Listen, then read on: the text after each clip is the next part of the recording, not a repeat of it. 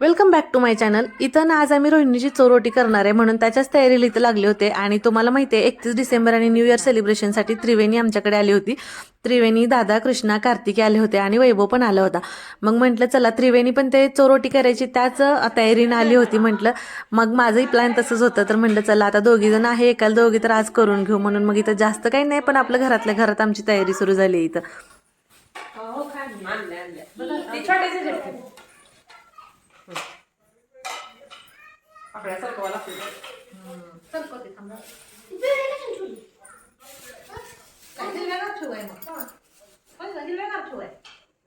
वर तेवढे पिवळे ठेवून खाली 4 हिरवे ठेवून काय होते त्याला दिसते की असं देऊ हां खाली पिवळे मांडवर हां मग काय करायचं आता इथं किती छान झालं होतं सगळं पाकण्याचा हां ते सोडलेलं असल्यामुळे मग व्यवस्थित पडतं त्याचा फुल बाहेर आमच्या दोघींची तयारी सुरू होती तोपर्यंत इकडे आत्तींनी सुद्धा ऑप्शन करायचं रोहिणीचं म्हणून ते ताट तयार करत होता देवाला. मग दिवा अगरबत्ती पण त्यांनी लावून घेतली. तोपर्यंत आमची बाहेरची तयारी झाली आणि इथं काय मग रांगोळी वगैरे काढताना बाकी काही शूट घ्यायला जमलंच नाही. फक्त आता म्हटलं मिठाई ठेवायची राहिली होती तर ती म्हटलं सगळ्यात लास्टला ठेवू कारण आता आमची चिल्ली पिल्ली म्हटलं चोरोटी होईपर्यंत ठेवायची नाही तिथं म्हणून मग ते तेवढे बॉल रिकामे ठेवले होते. तोपर्यंत इकडं मग काय मामानी बोरं आणली होती. आज आमचा आठवडी बाजार असतो ना मग येताना बोरं घेऊन आले होते म्हणून मग इकडं तोपर्यंत सगळ्यांची बोरं खायची आपली मजा मस्ती सुरू होती. आणि सगळेजण भरपूर जण घरात असलं की कसं आणखीनच जास्त उत्साह असतो आणि मजा पण तेवढीच येते हो की नाही. आणि हे आमच्या बघा 2 लेकी कृष्णा आणि कार्तिकी लहान मुलं सगळी त्यांचा ग्रुप झाला होता 4-5 जणांचा आणि आमचा इकडे चालू होता सोबत गप्पा सुरू होत्या. आणि इकडं वैभव आणि मी किचनमध्ये होतो म्हणून इकडे दीपकदाची कॅमेरा घेऊन आले होते की ह्यांचा दोघांचा आतमध्ये काय चाललंय म्हणून. आणि मग परत झाले आता इथं सगळी तयारी. रोहिणी पण तयार व्हायला गेली होती तर म्हटलं ती आली की मग आता आपण तिची ओटी वगैरे भरून घेणार आहे. तर चला आता बघूया. आणि इथे झालं असं होतं की वैभवला भूक लागली होती आणि तो खायला काय काय म्हणून शोधत होता आणि त्याला बघितलं तर त्रिवेणीनं आणलेलं सगळं काही त्यानं बघितलं आणि हे काय ते काय विचारायचं सुरू होतं. आता इथं रोहिणी तयार होऊन येऊन तर बसली होती पण इथं असं झालं की मिठाई ठेवायची राहून गेली होती माझी आणि मग परत मला एकदम अचानक आठवलं म्हणून मग मी तर ठेवून घ्यायला लागले होते. तोपर्यंत ती तयार होऊन इथं बसली होती. आता तुम्हाला मी परवा साड्या दाखवल्या होत्या बघा की संक्रांतीसाठी साड्या आणलेल्या आहेत म्हणून. खरं तर ती साडी रोहिणीच्या चोरोटीसाठी आणली होती आणि रोहिणीची चोरोटी करण्यासाठी मी आणि आम्ही पुण्याला जाणार होतो त्यांना सरप्राईज द्यायसाठी. पण आता तुम्ही पाहिलं की रोहिणीनंच आम्हाला इकडे येऊन सरप्राईज दिलं तर म्हटलं चला आता मग चोरोटी पण होईल आणि सगळंच झालं म्हटलं इथं. आता तुम्ही काही जण म्हणाल की दुसऱ्या वेळी कशी चोरोटी करता म्हणून. आता पहिल्यांदा ज्यावेळेस रोहिणीची चोरोटी करायला आम्ही नव्हतो कोणी कारण प्रेग्नेन्सी तिची राहिली होती त्यावेळेस कोरोना होता आणि त्यावेळेस जायची पण सोय नव्हती. मग रोहिणीची जी मैत्रीण होती ना अगदी खूप जवळची पूजाताई म्हणून तर त्यांनी तिची चोरोटी केली होती कोरोनामध्ये. आणि मग आमच्याकडे तेवढीच मेमरी होती. मग आम्हाला कसं कोरोनामुळे जाणं येणं नसल्यामुळे आम्हाला काही ते करताच आलं नाही म्हणून म्हटलं ह्यावेळेस आता आपण सगळं करून घेऊ म्हणून मग काही आता आम्ही तयारीला लागलो होतो. तर अशी काहीशी आम्ही थोडीफार घरातल्या घरात तयारी करून घेतली इथं बघा.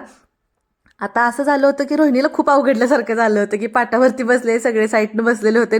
थोडंसं व्हिडिओ फोटोशूट आमचं सुरूच होतं कारण आता त्या मेमरी असतात ना. जरी आपलं व्लॉगिंग वगैरे असलं नसलं तरी पण आपण फोटोज वगैरे तरी काढतोच हो की नाही. मग आता सगळ्यात अगोदर नाही तर आत्तींनी तिला ऑप्शन करून घ्यायला लागल्या होत्या. आणि आता आमच्याकडे असं असतं की चोरोटीला हळदी कुंकू लावून ऑप्शन करतात आणि त्याच्यानंतर एक फळ ओटीला घालायचं असतं. आता तुमच्याकडे चोरोटीची कशी पद्धत असते तर ते आम्हाला नक्की कमेंट करून सांगा कारण प्रत्येक भागात वेगवेगळी पद्धत असते तर ते आम्हाला सुद्धा समजेल हो की नाही. इथं आता आत्तीने ऑप्शन करून ओटीला फळ घालून घेतलं त्याच्यानंतर मग म्हटलं त्रिवेणीला तू ओटीला फळ घालून घे म्हटलं. मग त्याच्यानंतर मी करून घेईन. आता तसं तर आमच्याकडे 5 सुवासिनी करतात हे सगळं पण आता आम्ही संध्याकाळी अचानकच हे सगळं ठरवलं होतं त्याच्यामुळे मग काय आम्ही 3 जण आणि कृष्णा आणि कार्तिकी असं मिळून आम्ही 5 जणी आता करणार होतो इथं. आणि आता सगळ्यात महत्त्वाचं तुम्हाला सांगायचं तर तुम्ही बऱ्याच वेळा विचारता की त्रिवेणी कोण आहे किंवा ताई तुम्हाला ननंद नाही आहे का. तर आपले जे नवीन सबस्क्रायबर आहेत त्यांच्यासाठी की त्रिवेणी आमची यूट्यूबची मैत्रीण आहे. यूट्यूबमुळे आमचं नातं इतकं जोडलं गेलं की जीवाभावाच्या मैत्रिणीच्या पुढे जाऊन आमचं नातं हे ननंद भाऊजेपर्यंत येऊन पोचलेलं आहे. तर आता तुम्हाला समजलंच असेल. तर आपल्या त्रिवेणीचं सुद्धा यूट्यूब चॅनल आहे त्रिवेणी जगताप अँड व्लॉग. तर त्याच्यावरती सुद्धा तिचे खूप छान छान व्लॉग असतात तर तिथं जाऊन तुम्ही त्या चॅनलला नक्की व्हिजिट करा आणि सबस्क्राईब करायला विसरू नका. आणि बाकी तर मग काय आपले फॅमिली व्लॉग आपल्या दोन्ही चॅनलवरती असतातच म्हणजे पल्लवी डेली व्लॉग आणि रोहिणी व्लॉग अँड फूडीजवरती. तर आता इथं बघा त्रिवेणीनं तिचं ऑप्शन वगैरे करून घेतलं रोहिणीचं त्याच्यानंतर मग आता मी पण करून घेते इथं.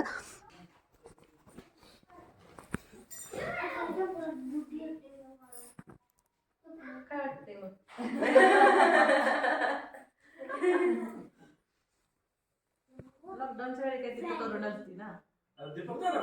इकडे बघा तयार व्हायला. इकडे बघा पप्पा पप्पा दोघी मिळून एकदम इकडे बघा. हा त्यांना दोघींना हळदी कुंकू लावून वाळायला. आणि तुम्ही बऱ्याच वेळा म्हणायचं की ताई तुला नणंद नाही आहे का म्हणून, पण आम्हाला नणंद नाही याची आम्हाला कमीच होती.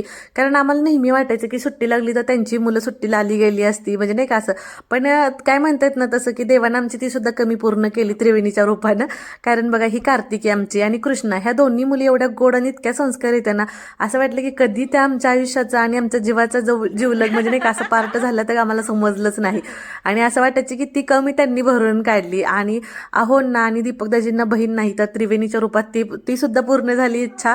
आणि दुसरं सगळ्यात महत्त्वाचं म्हणजे दादांच्या रूपात आम्हाला मोठा भाऊ भेटला. म्हणजे अशी सगळ्या नात्यांची कमी आमच्या आयुष्यात पूर्ण भरून निघाली त्रिवेणीच्या येण्यानं. आणि इथं मग आम्ही चोरोटी केली. त्याच्यानंतर मग रोहिणी आणि दीपकदाजींनी आत्ती मामांना नमस्कार करून घेतला. कारण पाया पडायला तिला राहू देच म्हणत होतं, म्हणजे पोटामुळे वागता येत नाही वगैरे, पण नाही म्हटलं असू दे, म्हणजे मोठ्यांचा आशीर्वाद पण पाहिजेतच ना आपल्याला म्हणून मग त्यांनी पाया पडून घेतलं सगळ्यांच्या.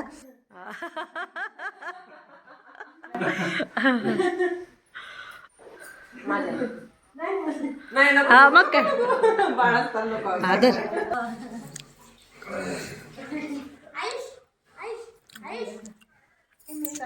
थोडीशी मजा मस्ती करत आपली चोरोटीचा कार्यक्रम आम्ही पार पाडला. त्याच्यानंतर इथं मग आहोंच्या पण पाया पडून घेतलं त्यांनी. आणि कृष्णा आणि कार्तिकी असल्यामुळे आम्हाला आणखीनच जास्त भारी वाटत होतं. का माहितीये का, कारण इथं बघा इकडे यांचं फोटोशूट सुरू होतं. रोहिणी माऊच्या रील छान छान बनवायच्या म्हणून त्याच्यासाठी इकडे शूट सुरू होतं यांचं. मग ते पण थोडंफार मी मग इथं कॅप्चर केलं. आज माझ्या बदली रोहिणी रडणार आहे वाटतं.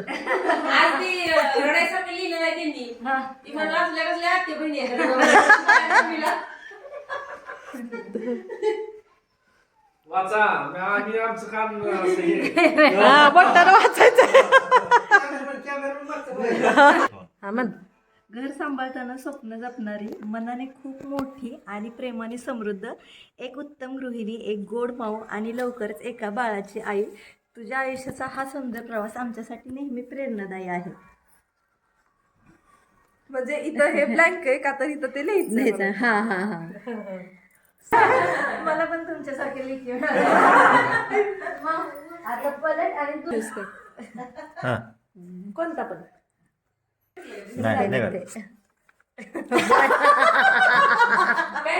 गुट्टू गुट्टू निघाला गुट्टू.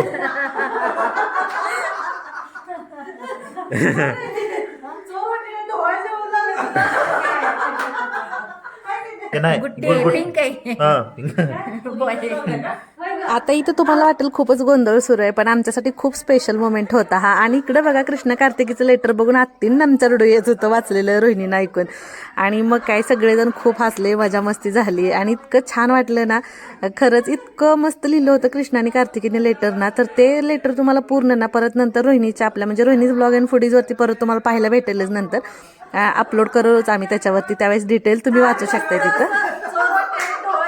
कार्यक्रम पार पडलाय. मोठे बोलवायला लागले तर पण आज खरं सांगायचं म्हटलं तर असं वाटत होतं ना, इतकं मोठं फंक्शन आहे घरात आणि आम्ही भरपूर एन्जॉय करतोय असं. म्हणजे खरंच खूप छान वाटलं. त्याच्यानंतर इथं दीपकदाजींचे आणि रोहिणींचे थोडेसे आम्ही फोटोज वगैरे काढले आणि मग सगळेजण मस्त असं मिळून जेवायला बसलो. खूप हसलो होतो, हसून हसून आमचे गाल दुखत होते अक्षरशः. पण असं एवढी एनर्जी होती ना त्या वातावरणामध्ये, खरंच खूप छान वाटलं. तर तुम्हाला आजचा आपला चोरवटीचा व्लॉग कसा वाटला ते मला नक्की कमेंट करून सांगा. आणि व्हिडिओ आवडला तर लाईक करा, शेअर करा आणि चॅनलला सबस्क्राईब करा.